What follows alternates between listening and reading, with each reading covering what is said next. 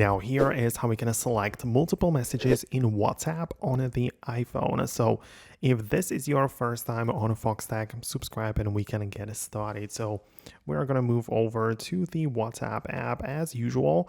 And you can see some things right now, like we have the chats, right? So let's say I'm getting inside of this one, and in order to select multiple messages in here, what you have to do is to hold down on one of them. Let's say I hold down on this one, and then I'm gonna click on the forward icon. So when you click on forward like this, you can see that we get to the mode where we can select multiple messages. So now we have this little green dot which is selected, but I can also select multiple, right? So as you can see, I now have selected this image, this text bubble, and also this one.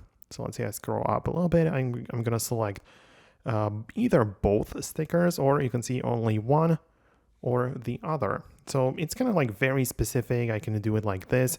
And now I can kind of decide what I want to do with it. So you can see I can click on forward and send it to someone else, right? Depends.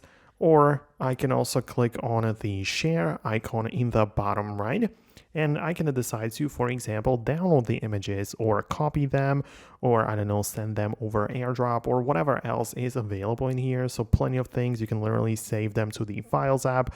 So a lot of stuff which you can do with it. And as you can notice, we were able to select multiple things at the same time. So yeah, that's something which I would personally do. Let me know your thoughts and opinions about it below. If you have some more questions and thoughts about it, let me know in the comments. It's possible I'll make more videos just about that, but for now that's it, and I'll see you later.